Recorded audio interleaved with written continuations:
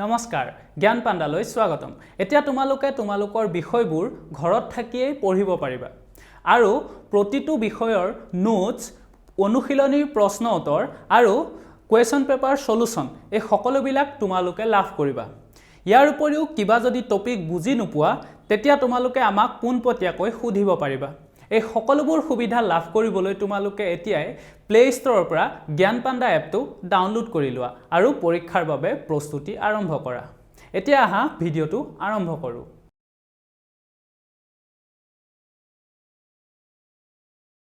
আমি শেষৰ ভিডিঅত সমানুপাতৰ বিষয়ে পঢ়িলো হলনে এতিয়া আজি আমি তাৰ পিছৰখিনি পঢ়িম ঠিক আছে এতিয়া মই এখন ইয়াত চাৰ্ট বনালো সো এখন ইয়াত মই তালিকা বনালো যত কি কৰিছো এফালে শ্ৰেণীৰ ওজন লিখিম ঠিক আছে আৰু শ্ৰেণীৰ মূল্য লিখিম ঠিক আছে শ্ৰেণীৰ ওজন কেজিত লিখিম আৰু মূল্যটো টকাত লিখিম ঠিক আছে তো শ্ৰেণীৰ ওজনটোক মই x বুলি ধৰি ললো হলে x আৰু মূল্যটো হৈ গল y মূল্যটো ধৰি ললো কি y ঠিক আছে এতিয়া ধৰি লোৱা শ্ৰেণীৰ ওজন 1 কেজি তো তাৰ মানে কি x = 1 ঠিক আছে তাৰ মানে 1 কেজি শ্ৰেণী বুজাব ইয়াত 1 লিখিছো মানে কি শ্ৰেণীৰ ওজন কেজিত লিখা আছে তাৰ মানে 1 কেজি শ্ৰেণীৰ দাম এতিয়া ধৰি লোৱা 44 টকা মই কি লিখিলো 44 হলে মূল্য টকাত লিখিছো y তো x = y হতে y = কিমান 44 অৰ্থাৎ 1 কেজি শ্ৰেণীৰ দাম কিমান 44 টকা ঠিক আছে এতিয়া শ্ৰেণীৰ দাম যদি তুমি যদি 2 কেজি শ্ৰেণী কিনিব যোৱা কিমান হ'ব দাম 44 ৰ কিমান হৈ যাব দুগুণ হৈ যাব হয়নে 88 ঠিক আছে হল ঠিক তেনেদৰে তুমি যদি শ্ৰেণীৰ ওজন বঢ়াই দিয়া দুই ঠাইত যদি 3 কেজি কৰি দিয়া তো কি হ'ব আৰু 44 টকা বাঢ়ি যাব হয়নে তো কি হ'বগে 8 4 12 2 উকলিব 1 ইয়াৰ লগত 44 যোগ হৈ যাব 8 4 12 8 4 12 13 124 টকা হলে 124 টকা এনেদৰে কি হৈছে চোৱা ইয়াত যে এনেদৰে আমি এখন চাৰ্ট বনাব পাৰো তো ইয়াত কি হৈছে চোৱা যে জিমানে কি হৈছে এটো 4 ধৰা ঠিক আছে তো জিমানে শ্ৰেণীৰ ওজন বাঢ়ি গৈ আছে হিমানে কি হৈছে মূল্যটো বাঢ়ি গৈ আছে অৰ্থাৎ x বাঢ়ি গলত y কি হৈ গৈছে y ও সমান অনুপাতত বাঢ়ি গৈছে হলে y ও কি হৈছে সমান অনুপাতত বাঢ়ি গৈছে চোৱা 1 কেজিত 44 টকা 2 কেজিত 88 টকা হৈছে অৰ্থাৎ 44 ৰ পৰা 44 টকা বাঢ়িছে দেখিছানে আকৌ 3 কেজিত আকৌ 44 টকা বাঢ়ি গৈ আছে অৰ্থাৎ সমান অনুপাতত কি হৈ গৈ আছে x ৰ লগে লগে y টো বাঢ়ি গৈ আছে হলে x ৰ লগে লগে y বাঢ়িছে হলে তো এতিয়া এই ক্ষেত্ৰত আমি কওঁ যে x y ৰ প্ৰত্যক্ষ সমানুপাতিক কি বুলি কম যে আমি ক'ব পাৰো যে ইয়াৰ পৰা আমি কি ক'ব পাৰো যে x y প্ৰত্যক্ষ সমানুপাতিক কি বুলি কম প্ৰত্যক্ষ এটো ক্ষয় ঠিক আছে প্ৰত্যক্ষ সমানুপাতিক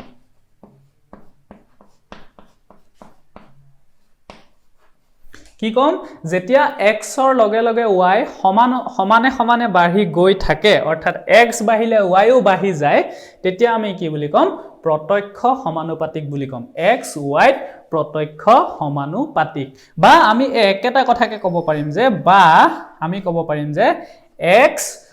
y সাপেক্ষে কি বুলি কম x y সাপেক্ষে প্ৰত্যক্ষভাৱে বিচৰণ কৰে কি বুলি কম যে x y সাপেক্ষে প্ৰত্যক্ষভাৱে বিচৰণ কৰে হলে প্ৰত্যক্ষভাৱে বিচৰণ কৰে ঠিক আছে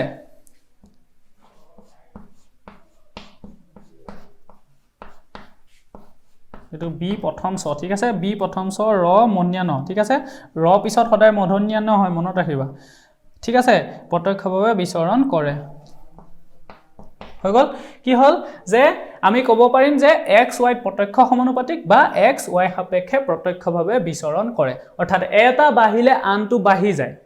তেতিয়া কি বুলি কম যে এটা আনটোৰ প্ৰত্যক্ষ সমানুপাতিক ঠিক আছে তো এতিয়া আমি এটো লিখিব পাৰো চোৱা অংকৰ ভাষাত আমি লিখিম x সমানুপাতিক হলে এনেদৰে আমি চিন এটা দিম ঠিক আছে x সমানুপাতিক অৰ্থাৎ প্ৰত্যক্ষ সমানুপাতিক কিহৰ প্ৰত্যক্ষ সমানুপাতিক y হলে x y প্ৰত্যক্ষ সমানুপাতিক x is directly proportional to y হলে x directly proportional to y ঠিক আছে প্ৰত্যক্ষ সমানুপাতিক ওকে এতিয়া সো আমি এনেদৰে লিখিব পাৰো তো এনেদৰে লিখাৰ লগে লগে বুজি পাবা যে x y বা x বাহিলে y ও বাহিব ঠিক আছে বা y বাহিলে x ও বাহিব উল্টাকে কব পাৰা হলে y বাহিলে x ও বাহে বা x বাহিলে y বাহে বা উল্টাকে কব পাৰিম যে x কমিলে y কমিব x বাহিলে y বাহিব x কমিলে y কমিব হয়নে নহয় কাৰণ চোৱা x 3 থাকোতে 124 আছিল এতিয়া x কমিলে x যদি 2 বুলি ধৰা কমিলে y ও কমি গল হলে তো আমি কব পাৰিম যে x বাহিলে y বাহিব বা x কমিলে y কমিব ঠিক আছে হল এতিয়া ইয়াত চোৱা আমি কি কৰিব পাৰো বা আমি লিখিব পাৰো কি কৰিব পাৰো চোৱা এই সমানুপাতিক চিনডাল উঠাই দি আমি এটা ধ্ৰুৱক লিখি দিব পাৰো ধ্ৰুৱকটোক আমি ধৰি লম k ধ্ৰুৱক মানে কনস্ট্যান্ট হলে যদি মই সমান চিন দি দিও সমানুপাতিক চিনৰ হলনি যেতিয়াই মই সমান চিন দিম এটা ধ্ৰুৱক লিখি দিব লাগিব সেইটো হৈ গল k তো k এৰ লগত y পূৰণ হৈ থাকিব বুজি পাইছা তো x = ky যত k এটা কি যত k এটা সমানুপাতিক ধ্ৰুৱক ঠিক আছে k এটা সমানুপাতিক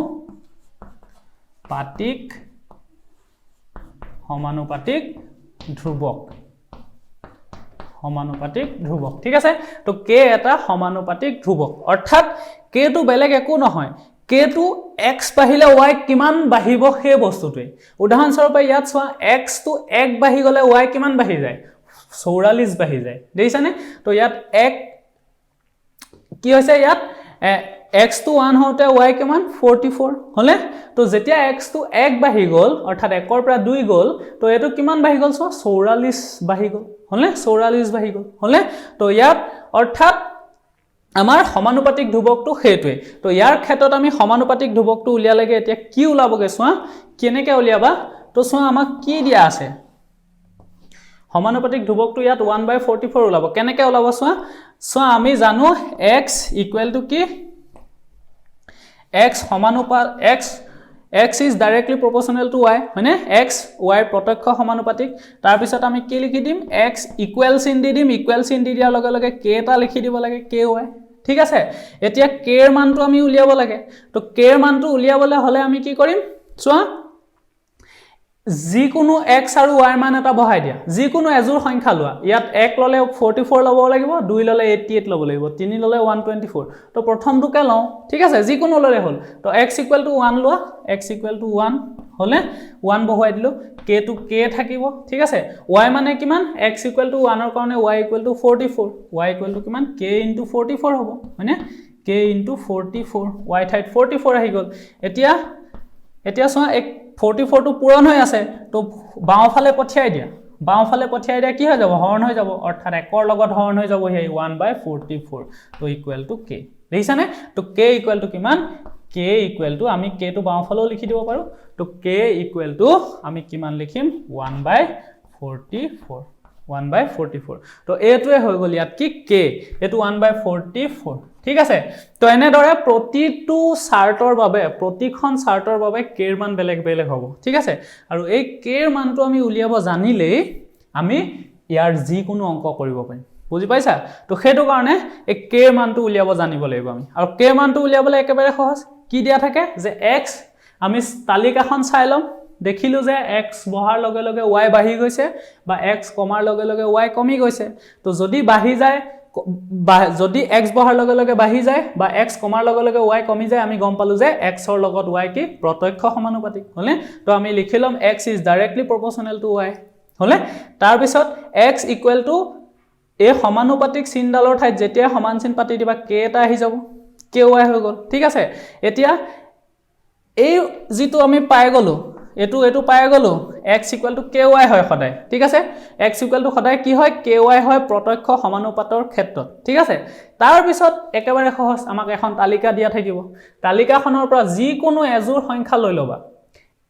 144 লব পাৰো 288 লব পাৰো 3124 লব পাৰো হলে তো এতিয়া আমি একেবাৰে সহজটো লবা x44 ললো তো x ৰ ঠাইত 1 পাতি দিয়া y ঠাইত 44 পাতি দিয়া তো তাৰ পিছত k এৰ মানটো ওলাই গুছি আইলে দেইছানে k = 1/44 হলে তাৰ পিছত আমি যি কোনো মান উলিয়াব পাৰিম ঠিক আছে এতিয়া উদাহৰণ হিচাপে কলে ধৰা যে x = 4 হওঁতে y এৰ মানটো কিমান x = 4 হওঁতে y এৰ মানটো আমি উলিয়াব লাগে তো কেনেকৈ উলিয়াম প্ৰথমতে আমি k এৰ মানটো উলিয়াই লম তো k এৰ মানটো আমি উলিয়াই ললো এটো উলিয়াইছো নে ঠিক আছে ওলালো হয়নে এনেদৰে লিখি লবা যে এটো ধৰা উলিয়াবল দিছে আমি এইখিনিৰ পৰা এইখিনি পালোগে যিয়ে নহক এইটো বস্তুৱে শিকাবলৈ গৈ আছো গতিকে এটো লিখি ললো তো সমাধান এনেদৰে লিখি লব পাৰা এইখিনিতে ঠিক আছে যে solution x is directly proportional to y তো x equal to ky হৈ গল তাৰ পিছত যি কোনো এজোৰ সংখ্যা পাতি দিলো হলে তাৰ পিছত পাই গলো k equal to 1/44 হলে এতিয়া k এর মান যেতিয়া পাই গলো k এর মানটো সমীকৰণ একত পাতি দিয়া k এৰ মানটো কি কৰা ওপৰত লিখি দিও ঠিক আছে ইয়াৰ পৰা লিখো মই ইয়াতে লিখি দিছো ঠিক আছে তো k এৰ মান একত বহুৱাই k এৰ মান একত এটো বহুৱাই বুলি লিখিবা ঠিক আছে k এৰ মান একত বহুৱাই আহিছে নে আহিছে তো k এৰ মান একত বহুৱাই বুলি লিখিবা সদায় কি কৰিবা k এৰ মানটো একত বহুৱাই দিবা তো x equal to কি ky k মানে কিমান পালো 1/44 into y হলে এইটো সমীকৰণটা পাই যাম সদায় ঠিক আছে তাৰ পিছত আমাক সোয়া এবাৰ আমাক কি উলিয়াবল দিছে হেতু সোয়া x equal to 4 to y equal to মান উলিয়াবল দিছে ধৰা y মানটো আমাক দিয়া নাই প্ৰশ্ন বুধ তো x equal to 4 দি থৈছে দেইছানে তো x equal to 4 ইয়াত পাতি দিবা এবাৰ y মানটো পটাৰ পিছত ইয়াত এতিয়া x equal to 4 পাতি দিয়া তো এতিয়া লিখিবা x equal to 4 ৰ বাবে বুলি লিখিবা ঠিক আছে এটো ভিডিওটো নোলাবও পাৰে মই কৈ দিছো মুখেৰে যে এতিয়া x equal to 4 ৰ বাবে তো x equal to 4 পাতি দিয়া ইয়াত 4 হৈ গল 4 equal to 1/44 into y হৈ গল তাৰ পিছত কি কৰিবা এতিয়া একেবাৰে সহজ এটো 44 টো হৰণ আছে এফালে গুছি আইলে কি হৈ যাব পূৰণ হৈ যাব তাৰ মানে 4 ৰ লগত 44 পূৰণ হৈ গল হলে তো ইয়াত কি থাকিলে 1 into y থাকিব হলে এখিনি আহিছে নে আহিছে ন এখিনলৈকে তাৰ তলত লিখিবা সোয়া ইয়াৰ তলৰখিনি মই ইয়াত লিখিছো ঠিক আছে ইয়াত লিখিছো তো সোয়া 4 into 44 মানে পূৰণ কৰি দিয়া কি হ'ব 4 4 গুণ 16 6 4 4 গুণ 16 একে 17 হ'ব ঠিক আছে 176 হ'ব 176 equal to y হ'ব 4 into 44 মানে 176 equal to y তো সোয়া y equal to কিমান y equal to 176 y equal to 176 দেইছানে অৰ্থাৎ y মান কিমান লাগে 176 উলাব তো ইয়াত 176 উলাব নে নুলাই সোয়া এটো 4 হলে সোয়া পূৰণ 4 উলিয়া পূৰণ কৰি সোয়া এটো 124 হৈছিলে 8 4 12 এটো 124 নহয় ভুল হৈ আছে হয়নে এটো 8 4 12 88 ৰ লগত 44 যোগ কৰিলে কিমান হয় 8 4 12 8 4 132 হয় এটো 132 হয় ঠিক আছে 132 ৰ লগত তুমি মুখেৰে কৰিছোৱা 132 ৰ লগত কিমান বাঢ়ি যাব 44 টকা বাঢ়ি যাব হয়নে কাৰণ 3 কেজিৰ দাম আছিল 132 টকা 4 কেজিৰ দাম কি হ'ব আৰু 44 টকা বাঢ়ি যায় 1 কেজি 44 টকা তো ইয়াৰ লগত যেতিয়া 44 যোগ কৰি দিবা দেখিবা কিমান পাবা 176 তো সোয়া এনেদৰে আমি কৰিলটো 176 আৰু প্ৰশ্নটো এনেদৰে কৰিলে আমি হ'বগে কি 176 এটা পৰীক্ষাত যেহেতু আমি এনেদৰে কৰি মুখেৰে কৰি দেখালে নহব হয়নে পৰীক্ষাত আমি কৰি দেখাব লাগিব কেনেকৈ উলালেগে তো গতিকে আমি কেনেকৈ উলিয়াম যে যেতিয়া এটা সমানুপাত দিয়া থাকিব সদায় লিখিবা x সমানুপাত y হলে x প্ৰত্যক্ষ সমানুপাত ঠিক আছে প্ৰত্যক্ষ সমানুপাতিক হৈ গল y x is directly proportional to y then x equal to ky কৰি দিবা হলে k কৰি দিবা ইয়াৰ ঠাইত কে আহি যাব তাৰ পিছত কি কৰিবা যি কোনো এজোৰ সংখ্যা লৈ লবা সদায় দিয়া থাকিব এজোৰ সংখ্যা ঠিক আছে এজোৰ যি কোনো এজোৰ লৈ পেলাই কে এৰ মানটো উলিয়াই দিবা এটা কে এৰ মানটো উলিওৱাৰ পিছত ইয়াত বহুৱাই দিবা এই সমীকৰণটো বহুৱাই দিবা সদায় এটো সমীকৰণ এক বুলি ধৰি লবা তো ইয়াত বহুৱাই দিয়াৰ লগে লগে এনেদৰে এটা পাই যাবা তাৰ পিছত জিটো উলিয়াবল দিয়া হেতু লিখি দিলে হল এতিয়া ইয়াত x = 4 দিয়া আছিল তো 4 পাতি দিলা y মানটো নিজে নিজে ওলাই আহিব যদি আমাক y মানটো দি থলে হেতেন y মান পাতি দিলু হেতেন x ৰ মান ওলাই গলতেন বুজি পাইছা তো এনেকৈ আমি উলিয়ালে হ'ব ঠিক আছে এতিয়া কি শিকিলো তেতিয়া হলে যে প্ৰত্যক্ষ সমানুপাত কাক বলে শিকিলো হলে আৰু প্ৰত্যক্ষ সমানুপাতৰ প্ৰশ্ন আমি কেনেকৈ কৰিম শিকিলো ঠিক আছে হল এইখিনি হৈ গল আমাৰ প্ৰত্যক্ষ সমানুপাত ঠিক আছে এতিয়া এটা কথা মনত ৰাখিবা প্ৰত্যক্ষ সমানুপাতত সদায় চোৱা x = ky হয় অৰ্থাৎ x ৰ লগত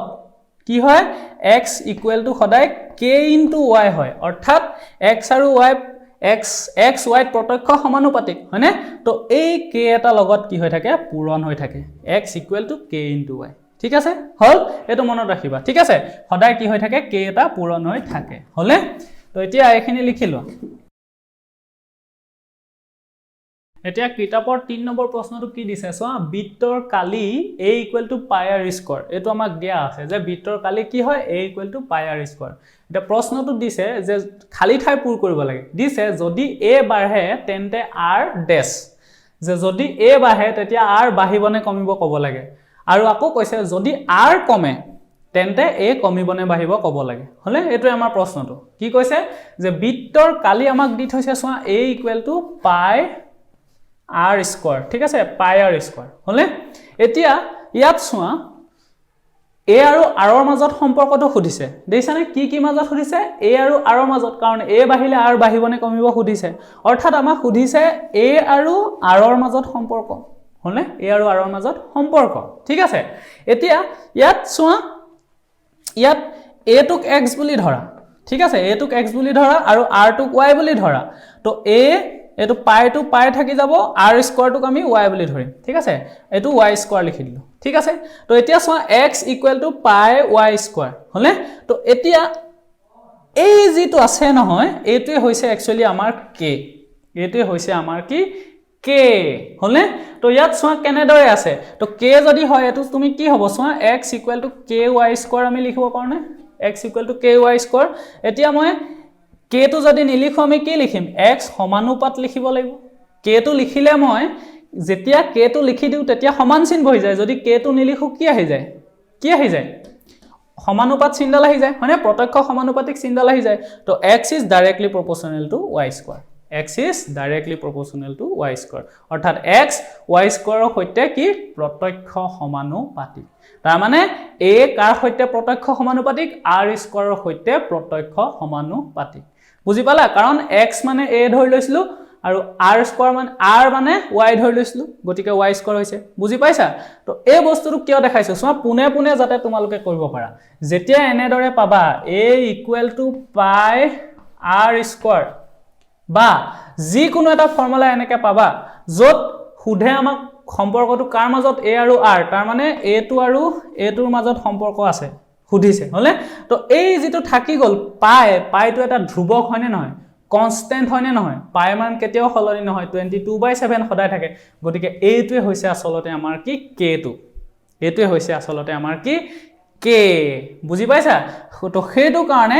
a = এটো k বুলি ধৰি লোৱা k r স্কয়াৰ হলে তো a এটা k টো যদি নিলিখো আমি কি লিখিব লাগিব ডাইৰেক্টলি প্ৰপোৰ্শনাল টু r স্কয়াৰ হলে অৰ্থাৎ a এৰ লগত r কি প্ৰত্যক্ষ সমানুপাতিক হলে a আৰু r প্ৰত্যক্ষ সমানুপাতিক তাৰ মানে কি হ'ব a বাহিলে কি হ'ব প্ৰত্যক্ষ সমানুপাতিক হলে কি হয় a বাহিলে r বাহিব a কমিলে r কমিব হলে বা উল্টাকে ক'ব পাৰো r বাহিলে a বাহিব r কমিলে a কমিব হয়নে কাৰণ এটা কমিলে এটা কমিব আৰু আনটো কমিলে আনটো কমিব আৰু এটা বাহিলে এটা বাহিব আনটো কমিলে আনটো আনটো বাহিলে আনটো বাহিব অৰ্থাৎ বাহিলে বাহিব কমিলে কমিব হয়নে যেতিয়া প্ৰত্যক্ষ সমানুপাতিক হয় তো ইয়াটো কি হ'ব তেহলে যদি a বাহে তেন্তে কি হ'ব r কি হ'ব বাহিব r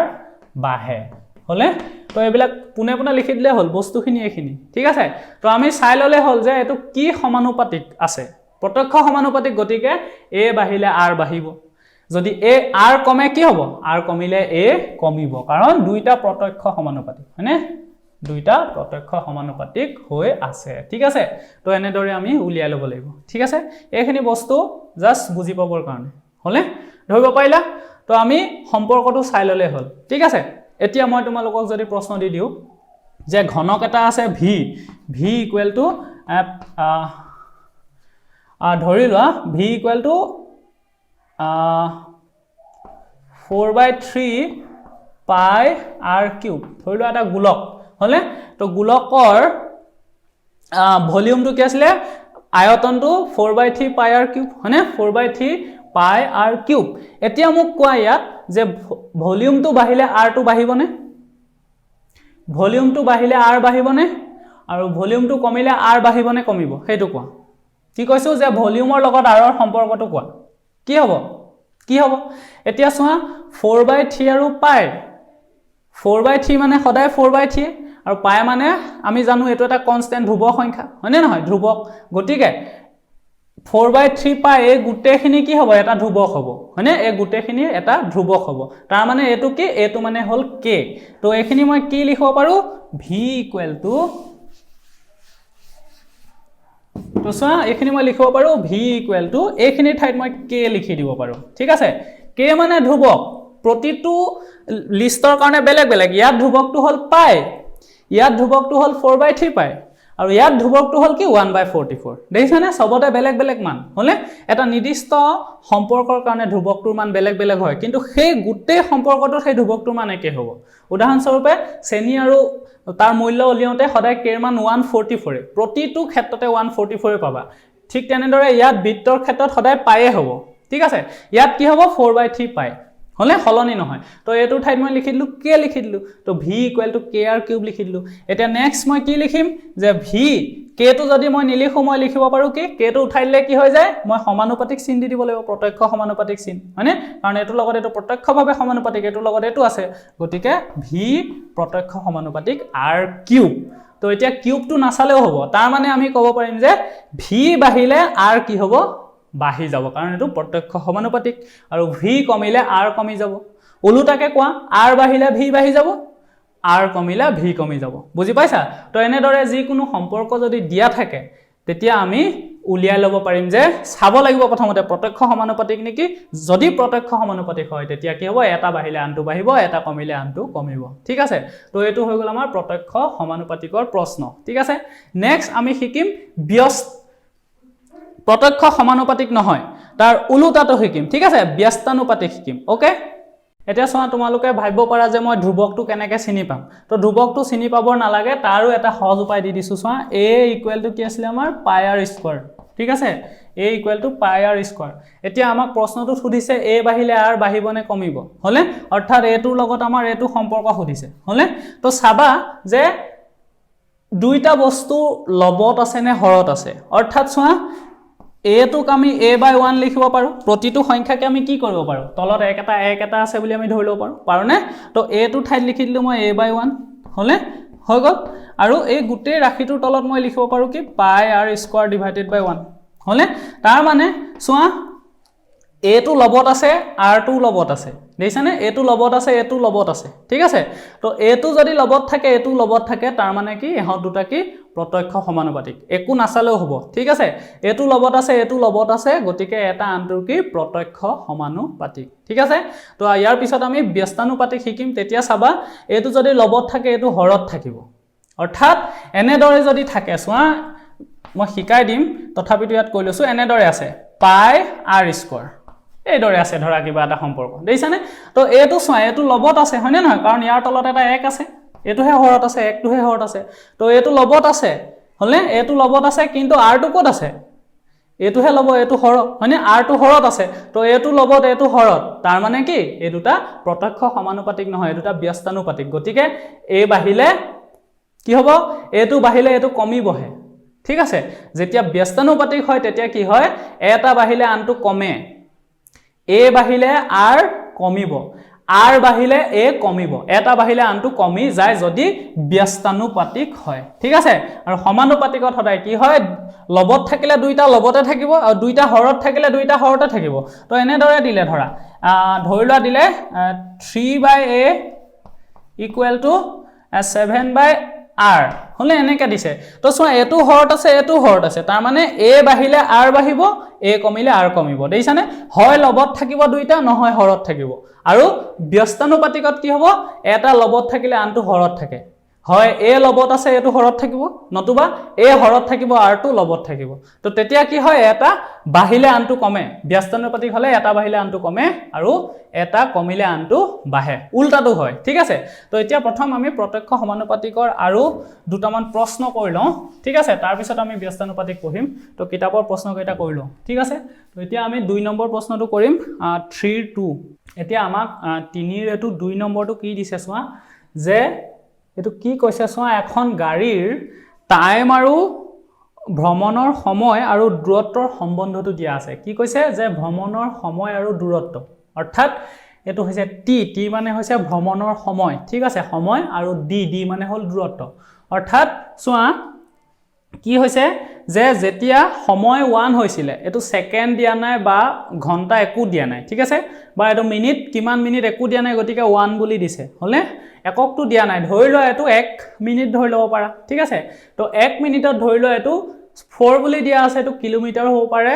মিটাৰো হ'ব পাৰে একো দিয়া নাই গতিকে আমি ধৰি লওঁ যে 1 মিনিটত 4 মিটাৰ গৈছে বা 4 কিলোমিটাৰ বুলি ধৰি লোৱা ঠিক আছে আমাক দৰকাৰ নাই এককটো এনে ধৰি লোৱা যে 1 মিনিটত 4 কিলোমিটাৰ গল 2 মিনিটত 8 কিলোমিটাৰ গৈছে হলে অৰ্থাৎ t = 1 হলে d = 4 t = 2 হলে d = 8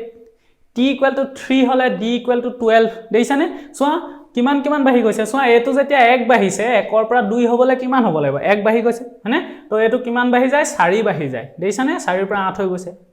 এটো 1 বাঢ়ি গৈছে এটো কিমান বাঢ়ি গৈছে 4 বাঢ়ি গৈছে 8 ৰ পৰা 12 হৈছে 12 ৰ পৰা 16 হৈছে অৰ্থাৎ এটো সোৱা আমি চাব লাগে এটো প্ৰত্যক্ষ সমানুপাতিক হয় নে নহয় এতিয়া এটো হয় নে নহয় হয় কিয় হয় সোৱা কাৰণ t বাঢ়িলে d বাঢ়ি যায়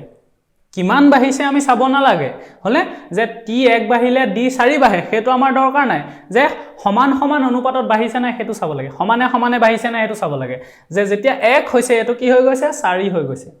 এটো যেতিয়া 2 হৈছে এটো কি হৈছে 8 হৈছে অৰ্থাৎ সোৱা এটো জিমানে বাঢ়ি গৈছে তলৰ সংখ্যাটো হিমানে বাঢ়ি গৈছে দেইছানে 3 হৈ গৈছে 12 4 হৈছে 16 5 হৈছে 20 অৰ্থাৎ t ৰ লগে লগে d কি হৈছে বাঢ়ি গৈছে হলে তো বাঢ়ি গলে আমি কি বুলি কম t আৰু d কি প্ৰত্যক্ষ সমানুপাতিক হয়নে তো t আৰু d এ কি হ'ব তেতিয়া হলে প্ৰত্যক্ষভাৱে বিচৰণ কৰে কি লিখিম আমি যে t আৰু d এ কেনেদৰে বিচৰণ কৰিছে প্ৰত্যক্ষভাৱে অৰ্থাৎ এটা বাঢ়ি গলে আনটো বাঢ়ি যায় হলে যেতিয়া এটা বাঢ়ি গলে আনটো বাঢ়ি যায় তেতিয়া কি হয় প্ৰত্যক্ষ সমানুপাতিক হয় ঠিক আছে এতিয়া আমাক খালি ঠাই পূৰ কৰিবলৈ কৈছে যে t = 6 হলে t = যদি 6 হয় তো আমাক খুদিছে যে d ৰ মান কিমান হ'ব t = 6 হলে d ৰ মান কিমান হ'ব অৰ্থাৎ t 6 হলে d ৰ মান কিমান হ'ব উলিয়াব লাগে ঠিক আছে এতিয়া চোৱা আমি এটো অংক কৰি উলিয়াম ঠিক আছে কিন্তু আমি মুখেৰে চাই উলিয়াই দিব পাৰো সৰি চকুৰে চাই মানে মুখেৰে চাই নে চকুৰে চাই নে তুমি মুখেৰে চোৱা নে মই মুখেৰে চাও তো যিয়ে হওক কি কৰিব লাগিব আমি চকুৰে চাইও আমি কি কৰিব পাৰিম উলিয়াব পাৰিম কেনেকে চোৱা যেতিয়া 1 ৰ পৰা 2 বাঢ়িছে যেতিয়া 1 বাঢ়ি যায় কিমান বাঢ়ে চোৱা 4 বাঢ়ে 4 ৰ পৰা 8 হৈছে 2 ৰ পৰা 3 হৈছে তাৰ মানে 2 ৰ পৰা 3 হ'বলে 1 বাঢ়িব লাগিব তো ইয়াত কিমান বাঢ়ি যায় 8 ৰ পৰা 12 হৈ গৈছে 4 বাঢ়ি যায় মানে অৰ্থাৎ প্ৰত্যেক ক্ষেত্ৰতে সংখ্যাটো কি হৈছে আনটোতকে 4 বেছি 4 পিছত 8 8 ৰ পিছত 4 যোগ হৈ 12 হ'ল 12 পিছত 4 যোগ হৈ 16 হ'ল 16 পিছত 4 যোগ হৈ 20 হ'ল তো 20 ৰ পিছত 4 যোগ হৈ কি হ'ব 24 হ'ব অৰ্থাৎ এখিনিত কি হ'ব এখিনিত 24 হ'ব মানে কাৰণ 5 ৰ পৰা 6 হৈছে 1 বাঢ়িছে তো 20 ৰ পৰা কি বাঢ়ি যাব তলৰ সংখ্যাটো 4 কে বাঢ়ি যায় 24 হৈ যাব হয়নে তো উত্তৰটো ওলাই আছে 24 কিন্তু আমি এনেকেটো পাতি দিলে নহব হয়নে পৰীক্ষাটো আমি কৰি দেখুৱাব লাগিব ঠিক আছে হল তো যদি কৰি দেখুৱাব লগা হয় তো আমি কেনেকে লিখিম তো আমি কি কৰিম চোৱা আমি তোমালোকক যেটো বস্তু দেখাইছিলো হেতু লিখিলে হল যে ইয়াত t is directly proportional to কি d হয়নে t d লগত প্ৰত্যক্ষ সমানুপাতিক গতিকে t is directly proportional to d ঠিক আছে তো একেবাৰে সহজ কি কৰিবা এতিয়া সমানুপাতিক প্ৰত্যক্ষ সমানুপাতিক চিনডাল অতৰাই দিয়া তো তাৰ ঠাইত আমি ইকুৱেল পাতি দিম ইকুৱেল পাতি দিলে k এটা লিখি দিব লাগে তো k * d হৈ গল হলে k * d এটো দি দিয়া সমীকৰণ 1 হলে আৰু ব্ৰেকেটত লিখি দিবা যে k এটা সমানুপাতিক ধ্ৰুৱক k এটা সমানুপাতিক ধ্ৰুৱক এনেকে লিখি দিবা ঠিক আছে সমানুপাতিক ধ্ৰুৱক ওকে লিখি দিবা এতিয়া t = k দি হৈ গল হলে এতিয়া k ৰ মানটো উলিয়াব লাগে তাৰ কাৰণে কি কৰিবা যে যিকোনো এজোৰ সংখ্যা লৈ লোৱা ধৰি লোৱা 1 আৰু 4 লম তো t = 1 আৰু t 1 হলে d কিমান 4 হয়নে t 1 ললে এটো 4 লব লাগিব ঠিক আছে 1 ললে 8 লৈ দিলে নহব এনেদৰে জোৰকে থকা লব লাগিব তো t = 1 হলে d = কিমান d = 4 t = 1 আৰু d = 4 ৰ বাবে হলে 4 ৰ বাবে তো এতিয়া ইয়াৰ তলত লিখিবা মই এফালে লিখো ঠিক আছে তো পাতি দিয়া t = 1 পাতি দিয়া ইয়াত একত t = 1 = k টো k থাকিব দিয়া ইনটু d মানে কিমান 4 পাতি দিয়া 4 হলে তো এতিয়া চোৱা এই k টোৰ লগত 1 টো 4 টো পূৰণ হৈ আছে তো এইটো বাওঁফালে পঠিয়াই দিয়া কি হৈ যাব হৰণ হৈ যাব অৰ্থাৎ 1 ৰ লগত হৰণ হৈ যাব হলে তো ইকুৱেল টু k তাৰ মানে কি k ইকুৱেল টু কিমান পালো k ইকুৱেল টু 1/4 হলে k টো বাওঁফালে লিখি দিলে এইটো 1/4 তো k ইকুৱেল টু 1/4 ঠিক আছে তো এতিয়া নেক্সট কাম কি k ৰ মানটো ইয়াত পাতি দিবা একত হলে k ৰ মানটো একত পাতি দিয়া তো k ৰ মান একত বহুৱাই k ৰ মান একত বহুৱাই বুলি লিখিবা ঠিক আছে k ৰ মান একত বহুৱাই যে k ৰ মানটো একত বহুৱাই দিয়া কি হ'ব ইয়াৰ এফালে লিখিছো ঠিক আছে তো t ইকুৱেল টু k দি আছিল হয়নে তো t equal to k k মানে কিমান পালো আমি 1/4 তো d হলে এনেদৰে পাই গলো এতিয়া ইয়াত g উলিয়াবলৈ দিছে আমি কৰিম তো এতিয়া চোৱা এতিয়া আমি ইয়াৰ পৰা কৰিম ঠিক আছে তো এটো সমীকৰণৰ নাম দিও দিব পাৰা নিদিলেও হ'ব এটা কাম কৰা এটো এটা সমীকৰণৰ নাম দি দিয়া এটো 2 নম্বৰ বুলি দি দিয়া ঠিক আছে এটো 2 নম্বৰ দি দিয়া এটো 2 নম্বৰ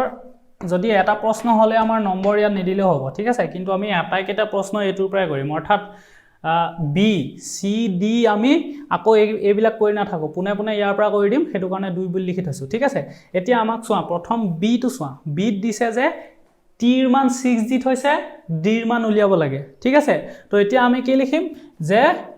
ইয়াত আমি লিখিম যে t ইকুৱেল টু 6 ৰ বাবে t ইকুৱেল টু 6 হলে বুলি লিখি দিয়া t ইকুৱেল টু 6 হলে এতিয়া t মান 6 পাতি দিয়া ইয়াত তো 2 ইমপ্লাইজ 2 নম্বৰ সমীকৰণৰ পৰা পাও কি পাম t মানে 6 পাতি দিয়া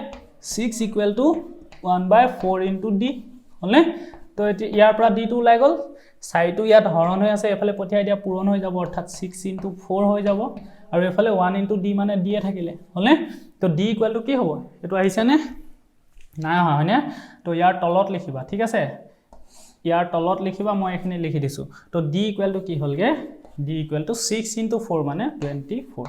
হলে d ইকুৱেল টু 24 তো এখিনিত আমি 24 পাইছিল নে পাইছিলো তো সোয়া d ইকুৱেল টু কিমান 24 ঠিক আছে তো লিখি দিবা যে t ইকুৱেল টু 6 হলে d ইকুৱেল টু 24 বুলি লিখি দিবা ঠিক আছে তো এটো হৈ গল b এখিনলৈকে লিখি ল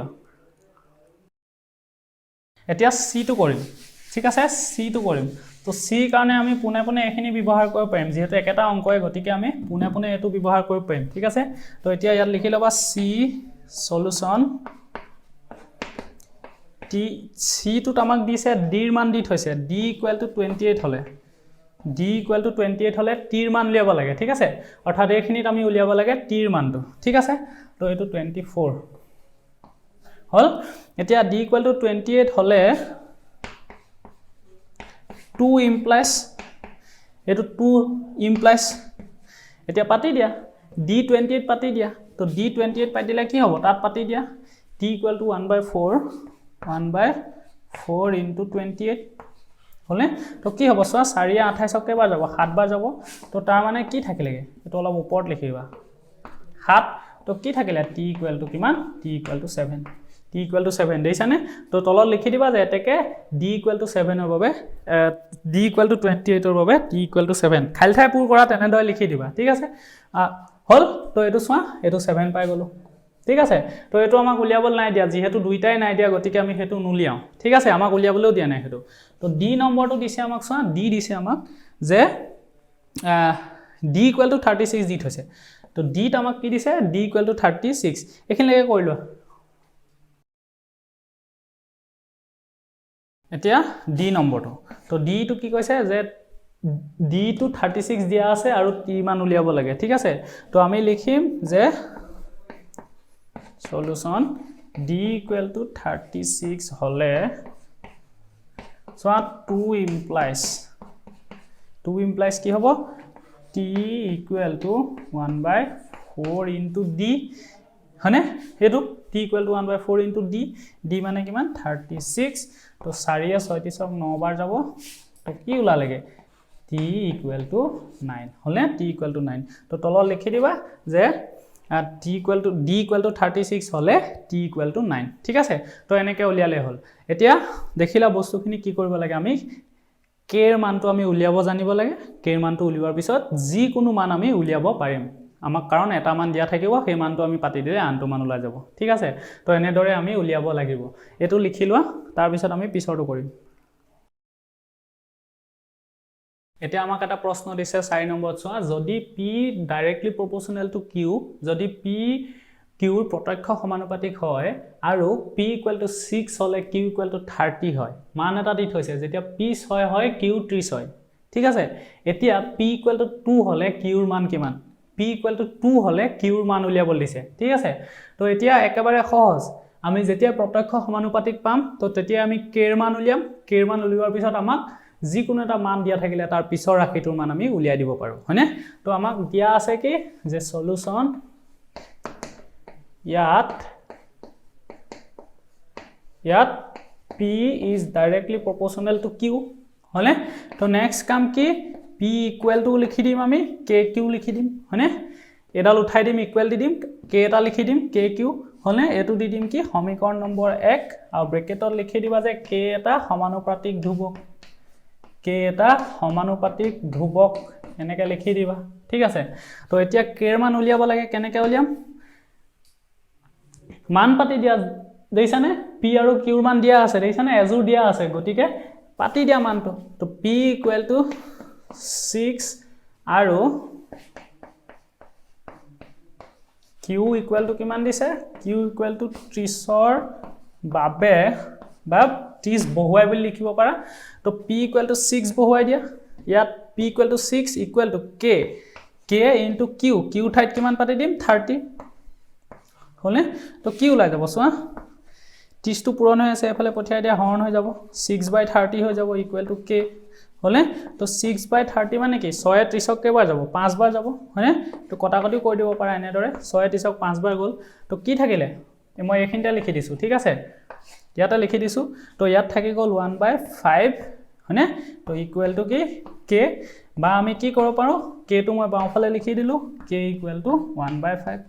হলে তো k ৰ মান পাই গলো k ৰ মান পাই গলে কি কৰিব লাগে কি শিকাইছিলো যে k ৰ মানটো একত বহুৱাই দিব লাগে হলে তো নেক্সট কাম কি k ৰ মান একত বহুৱাই তো k এৰ মান একে স্টেপতে কৰিবা ঠিক আছে প্ৰশ্ন এনেদৰে আহিব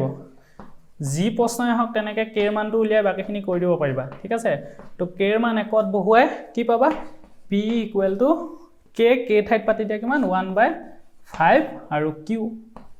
হৈ গল সম্পৰ্কটো ওলাই গল হয়নে k মান ওলাই গল এতিয়া আমাক g উলিয়াব দিছে হেতু কৰা তো এতিয়া p = 2 হলে q ৰ মান উলিয়াব লাগে তো এতিয়া ইয়াত p = 2 পাতি দিয়া ইয়াত তো p = 2 ৰ বাবে বা p = 2 হলে বুলি লিখিব পাৰা বাবে p = 2 পাতি দিয়া 2 =